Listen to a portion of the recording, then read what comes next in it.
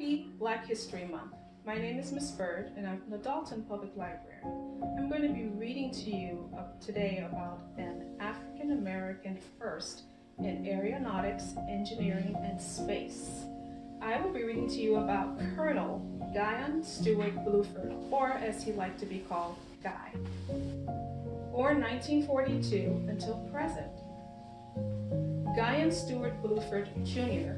was born in Philadelphia, Pennsylvania on November 22, 1942. His mother was a special education teacher and his father was a mechanical engineer.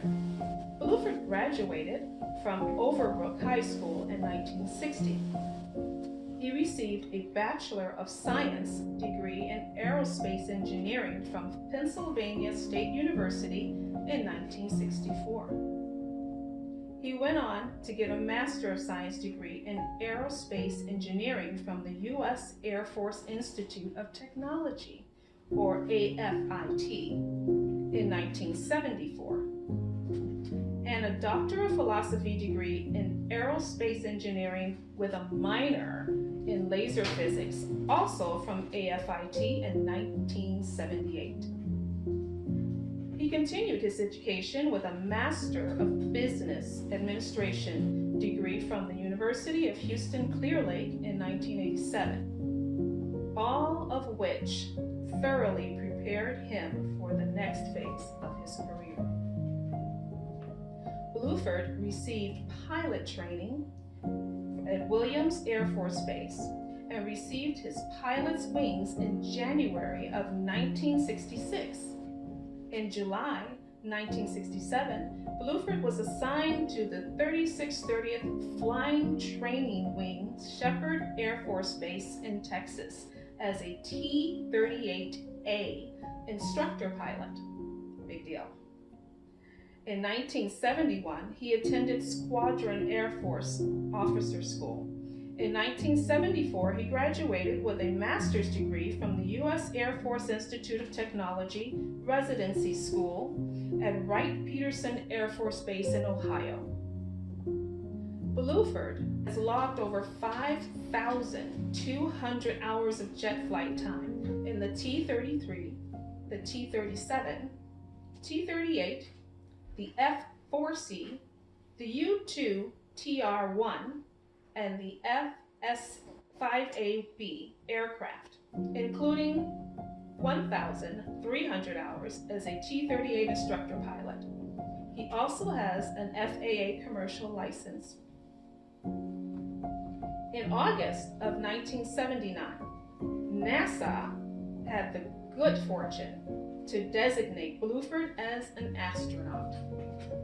Utilizing his skills and vast knowledge to include technical assignments, working with space station's operations, remote manipulator systems, the RMS, and space lab systems and experiments.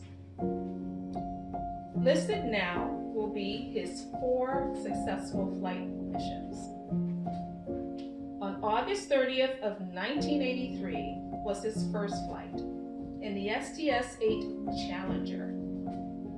He was a mission specialist on that flight. In October 30th of 1985, he was on the STS-618 Challenger, and there he conducted a series of experiments which included conducting medical measurements to understand biophysical effects of space flight.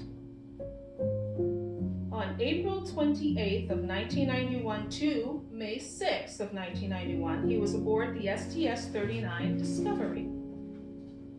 He was a payload specialist on this flight. He was collecting environmental data. And his very last flight or mission was December 2nd of 1992 on board the STS-53 Discovery. He was a payload specialist deploying classified military payloads for the Department of Defense. In total, Bluford has logged over 688 hours in space. That's a long time to be in space. Bluford was designated the emissary to return the Challenger flag to Boy Scout Troop 514 in Colorado to honor the doomed Challenger flight flown in 1986, which resulted in the loss of life of all on board. In July of 1993, Colonel Bluford retired from NASA and the Air Force. After several high-profile appointments at major aerospace and technological corporations, in 2002, Bluford became the president of Aerospace Technology, an engineering consulting organization in Cleveland, Ohio. Colonel Guion, or Guy S. Bluford, now lives in Ohio with his wife Linda and two sons, Guion III and James. I have a list of honors and awards for Colonel Bluford. In 1997, he was inducted into the International Space Hall of Fame.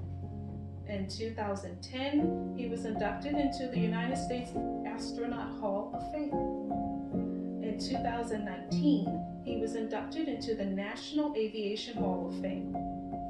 In 2002, noted Temple University scholar and leader in the field of African American studies, Molefe Gate Ashanti, listed Bluford as one of the 100 greatest African Americans. In 2020, Ohio Governor Mike DeWine awarded Guion S. Bluford the Ohio Distinguished Service Medal. This is Ohio's highest non-combat decoration for service. Thank you for serving, Colonel Guion S. Bluford.